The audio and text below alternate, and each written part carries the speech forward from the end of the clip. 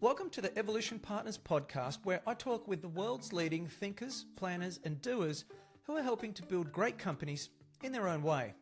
We learn how the work they're doing is creating an impact and get to know a little bit more about them and what makes them tick.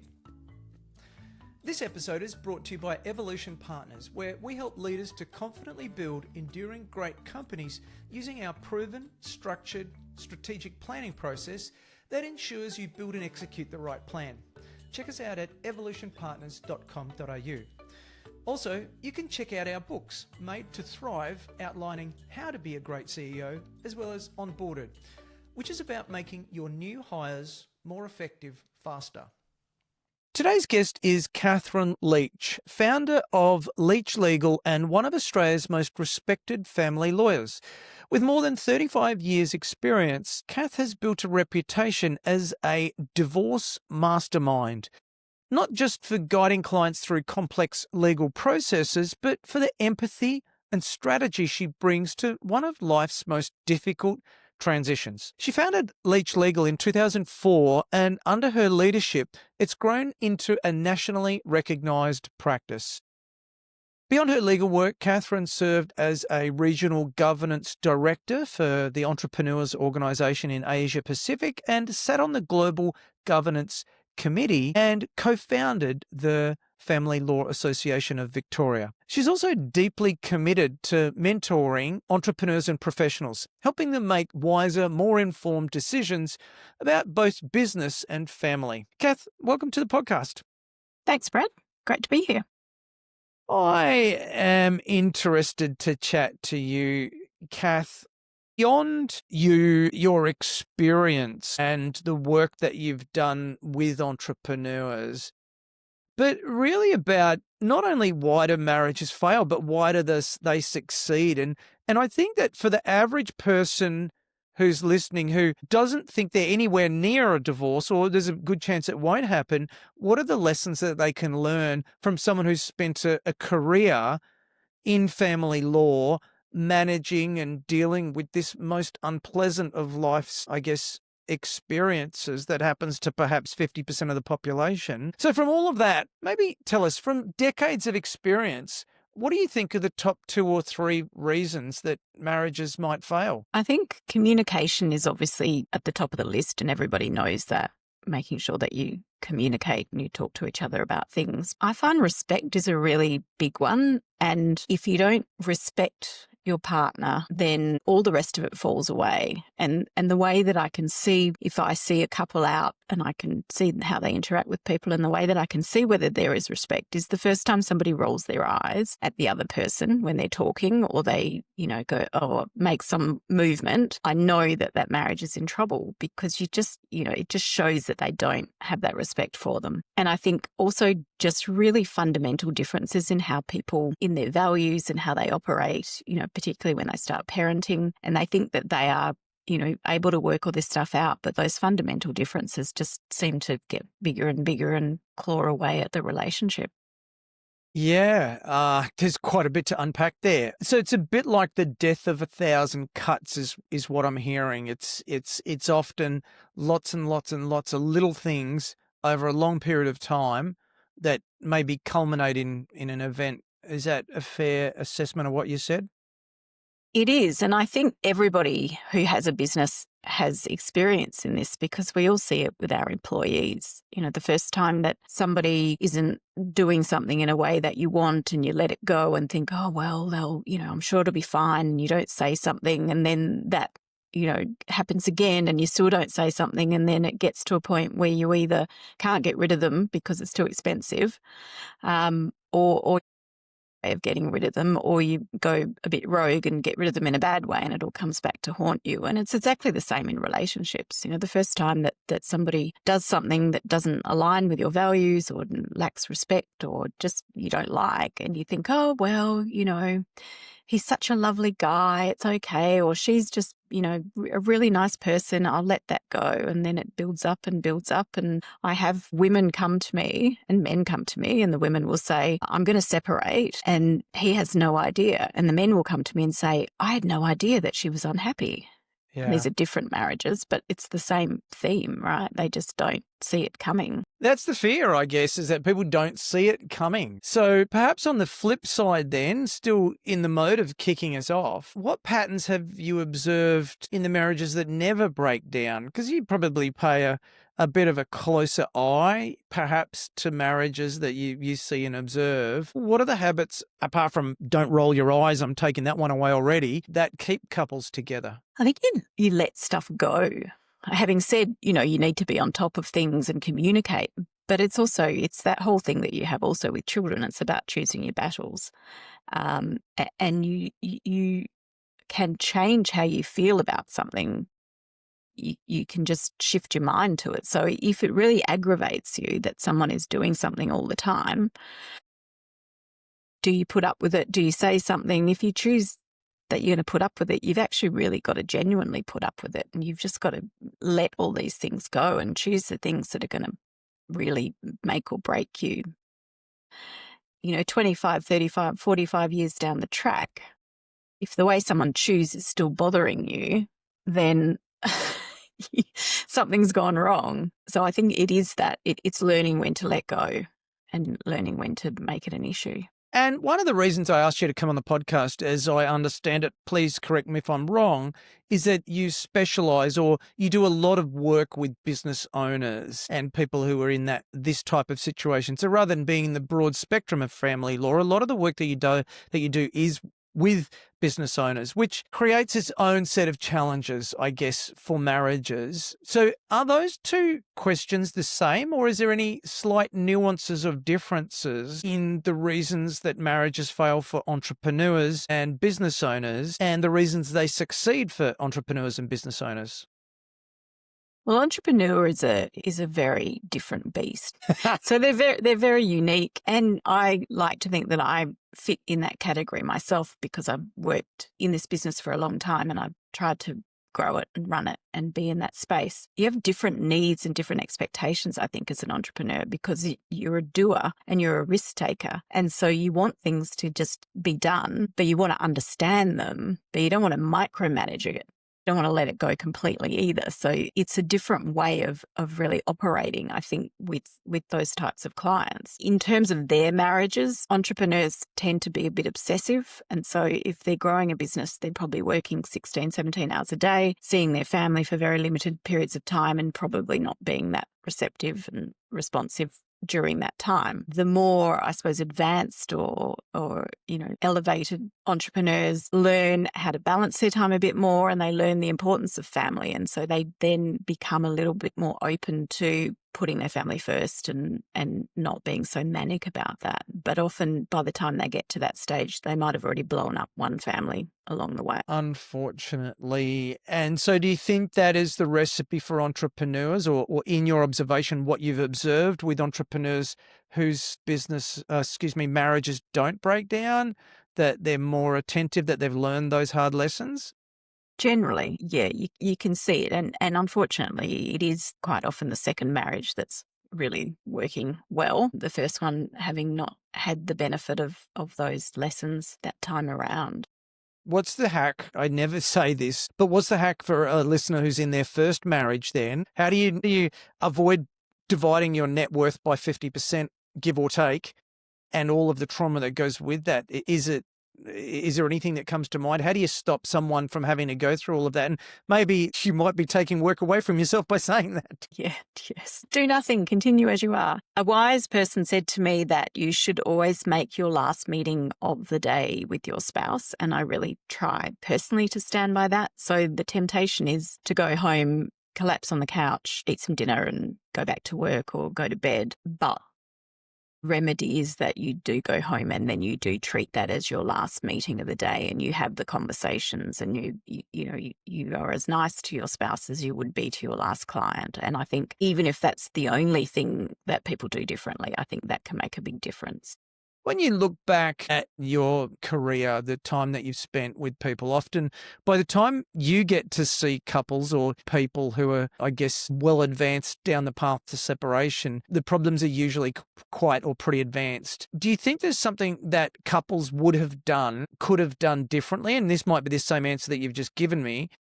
if they'd recognised those issues earlier? I think there always is. And a lot of people come to me and they've been in counselling for years. They've tried all the things to change it, but a lot of this stuff becomes ingrained. It's the way I am. I can't change. You're expecting me to be someone I'm not. And there's got to be a real change from both people for it to work. Otherwise, it's really just, same stuff, different day.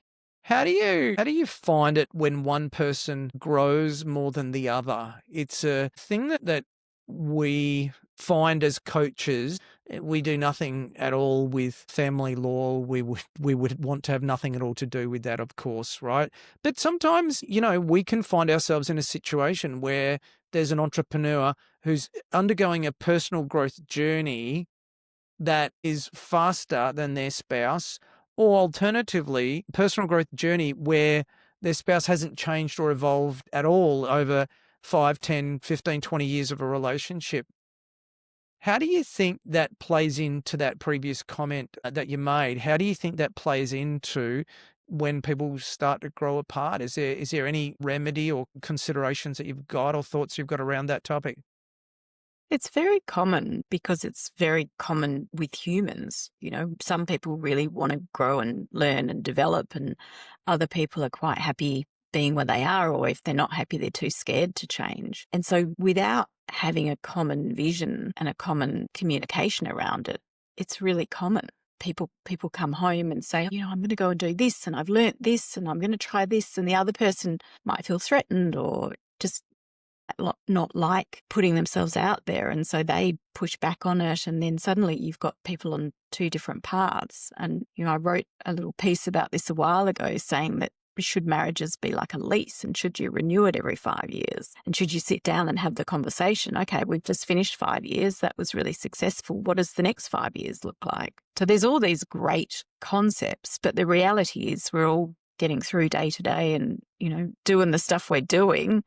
And yes, we should all be exercising and eating well and doing all the things. We know everybody knows all this stuff in theory, but trying to implement it, it's hard work. It's got to be a deliberate decision. It's hard work. And in my experience and observation, marriage is hard work, and you've got to put the hard work in to get it to survive and have a degree of success. I want to come back to a comment that you made at the top of the podcast about core values or values alignment. Now, in business planning and strategy that we do here, we talk about the importance of core values and getting a team that has core values alignment and avoiding toxicity and making sure that you act on people. It's a huge part to build a healthy culture. How have you seen values alignment or misalignment play out in families?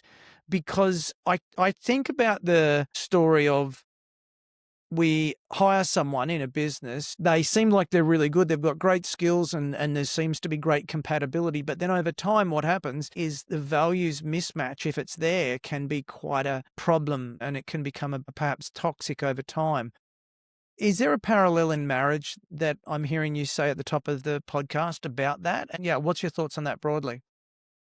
There is. And I think if you overlay all of this business, personal, marriage with this concept of optimism bias, that as humans, we bias towards the good and the positive. So when we meet our prospective partner, we love them. We think they're great. You've got, hormones running around, you're in love, and everything they do is amazing. And so when they're consistently late, it's really cute. And it's really lovely because they're quite spontaneous and you really love that in them. And then when the hormones all die down and you're back in the cold light of day, it's just really annoying that they're late. And you're a person who's always early. And suddenly there's a mismatch. Yeah. And you might be able to convince them that that's really important to you and they need to really work on it, but you might not. And so that's just a really simple example, but that's what happens. You've got to look through the optimism bias and say, listen, is this something that I can live with forever? Is it going to be cute in 5 years' time? Or is it just going to destroy me that everywhere we go, we're 2 hours late? And that goes back to what you said before, which is, can you let it go? Two humans together in a relationship, spending perhaps a lot of time together, what are you willing to let go is this actually serving my long-term interests or is it not? I always equate it to halving your balance sheet. Is me being on time important enough to me that I want to halve my balance sheet? Sometimes it might be, but sometimes it might not be as well. I've heard you talk before. I've seen a little bit of stuff about you talking about a longer term plan. Now, you spoke before about 5-year lease, or the metaphor of a 5-year lease with a marriage where after 5 years, do you think we should keep going or not going? This space, to continue the analogy, seems to be working for this side of the equation. What about your side? But then also there's this idea of a 50-year plan, a longer term plan. How can you think that far ahead if you're in a relationship? Yeah, it's an interesting concept. And I think the first time I heard it, I thought, oh God, I'm probably going to be dead in 50 years. This is a silly idea. But the concept is around if in 50 years you want a particular thing, what do you need to do now to have that? So if in 50 years' time you want to be fit and healthy, you can't wake up in 50 years' time having done no exercise and expect that you're going to be in that place. And I think the same really holds true with your relationships, whether it's your marriage or your children or your friends. So in 50 years' time, what do you see your marriage looking like? And I don't want my marriage in 50 years' time to be one where we don't talk to each other, where we live completely separate lives, or we're divorced, or, terrible contempt for each other and can't even be in the same room. So how do we achieve that? Well, it's the small things, it's the communication, it's the shared experiences, it's the respect, it's all of those things. And it's making the time and doing the work now to make sure in 50 years' time that it is what you dreamed it would be. Because if you don't plan for it, it won't happen, right? Or it might not happen. You've got to envisage the future. But I think that it seems easier to do that at a personal level than it does in a relationship. Maybe because no one's ever really thought of it, or I hadn't heard of anyone sort of mentioning before. And it seems like, let me ask a different question. Do you think that every marriage can be saved? Because some people don't want to be there. As much as they say they want to be there, they want to be there for the wrong reasons. There's the stigma of getting divorced. What will other people think? What will the kids think? Will the kids be okay? There's all of that sort of stuff. But ultimately, if every time you look at your partner and you think, oh God, how much longer will this go on for? Don't. Yeah. It's a very personal and individual choice in every circumstance. I get that from both sides. Entrepreneurs, we spoke about entrepreneurs before, and really what I'm interested in is the difference, first of all, between what makes a marriage work and not work. So how do you continue to do the little things that will make a marriage work? Because everyone wants a happy life, right? Or a meaningful and valuable life in a good relationship. I get that. And also about the difference between entrepreneurs and others. And entrepreneurs, business leaders are perhaps a bit abnormal because, as you said earlier, they're really taking their energy, life force, and putting it into, my God, that was such a hippie thing to say. Their energy, life force, and they're putting it into their business. They're channeling it into that area at the expense of everything else. Is there any tactic that comes to mind? Because sometimes you just got to do it. It's like, we're doing this, we're suffering in the short term to achieve the long term. And yes, you can go through the second marriage, as you said before. Yes, you can do those things. Is there anything that couples can do? Because I think that both parts of a couple, the entrepreneur and the non-entrepreneur, I'll say, or even worse, if they're both entrepreneurs building the same or different businesses, is there anything else that comes to mind that people can guard against when they're finding themselves in this situation? I think you've got to take your partner on the journey.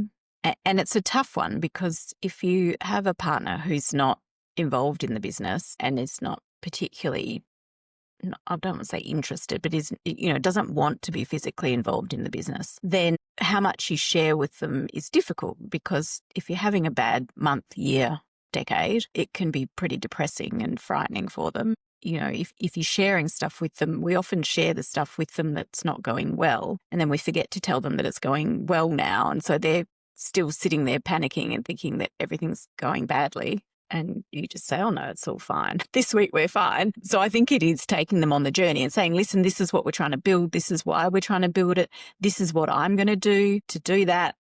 This is how I see your role in it, but do you see something else? And just having that joint conversation about where you're actually going and what it's going to take to get there. And what their expectations are, because often they're just trudging away at home, waiting for things to be done. And entrepreneurs tend to have partners who are supporters. That's their role. That's how it kind of fits in.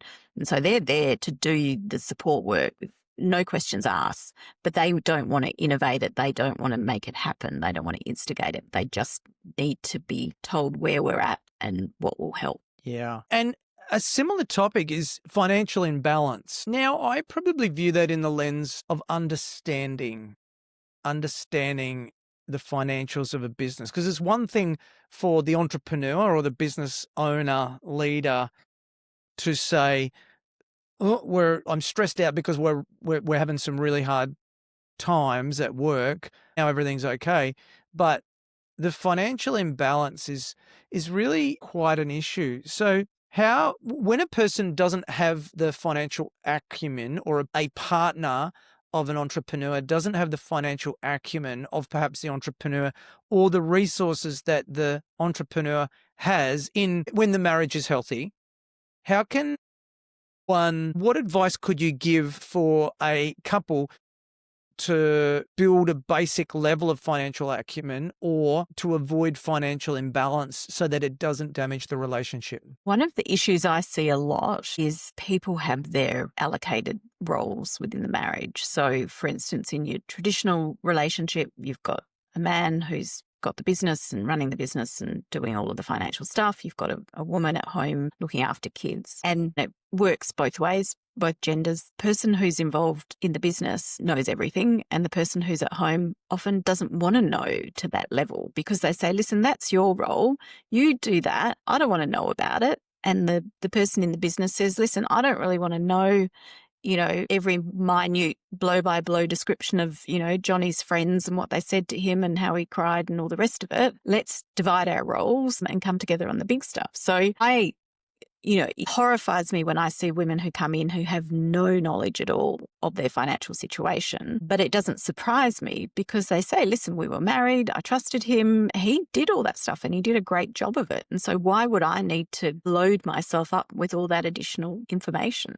So how do you counter the imbalance? Well, in theory, what you do is you jointly go to the accountant every year, or the financial planner, and you sit down and you go through everything and you have an understanding of it. But you both have to be willing to do that, particularly the non-financial person. And if they don't want to do it, they don't want to do it. But what happens when people divorce is that the financial person starts getting hit with the accusations that they were controlling and that they wouldn't let the other person know anything. And the financial person says, I begged her to come to the accountant. I begged her and said, please come and go through this and understand this. And she said, I don't care about it. You deal with it. So what do you do?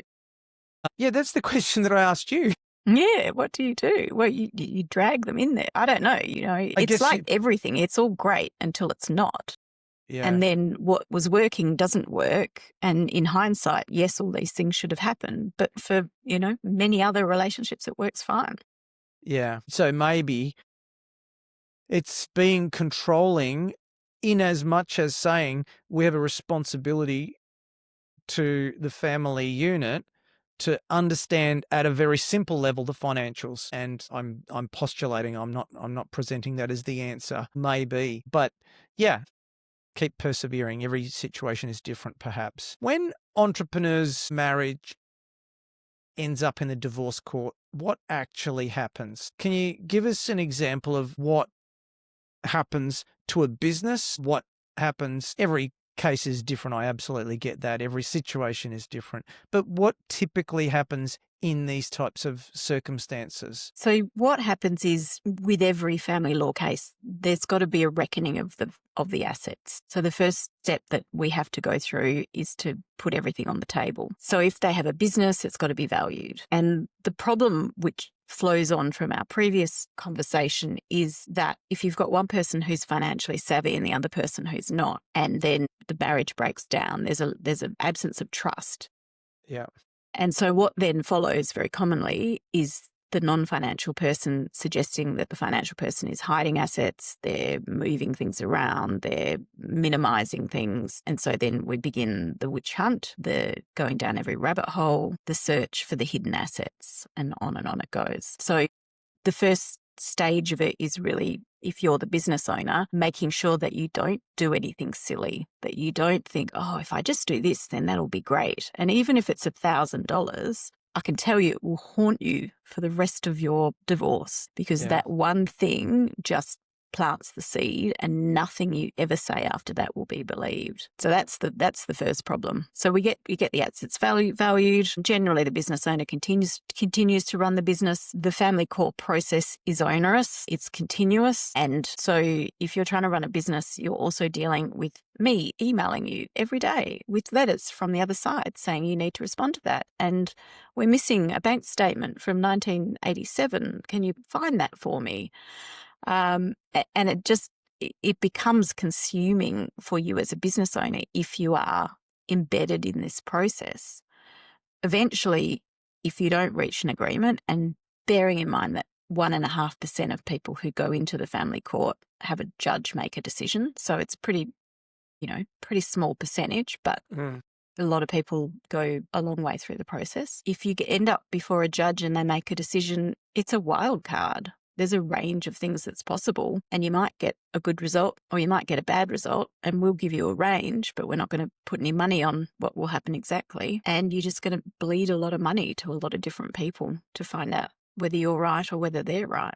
Yeah. And what do entrepreneurs typically wish that they'd done differently afterwards? Well, they all wish that they'd settled early and that it hadn't dragged on. Because the other problem that you have is that when you are involved in this process and you're getting emails from me every day, you can't focus on your business. And so what happens is your business is not thriving. There's often mental health issues because sometimes it comes with reduced time with your kids and reduced family time. And so you're not running the business as you should. But because of this lack of trust, what is now being said is that you're deliberately running the business down. Yeah. And so the other side's pushing for a higher business value based on what they think you should be doing. And you're saying, I wish I could be doing that, but all of this is just bringing me down and I can't be doing it. What's the difference between a good divorce and a destructive divorce, do you think? A good divorce is the strategic divorce. So it's one where somebody's got a real understanding of the process and they follow the advice, the good strategic advice that they've been given. A bad divorce is where they don't do any of those things. So I'll give you an example. A client came to see me the other day. He had a spreadsheet of all his assets. He said, I want to make this offer to her. And I said, great. And it was a really good offer for her. And I said, well, okay, let's look at this strategically. They've asked for a lot of documents. Let's provide them.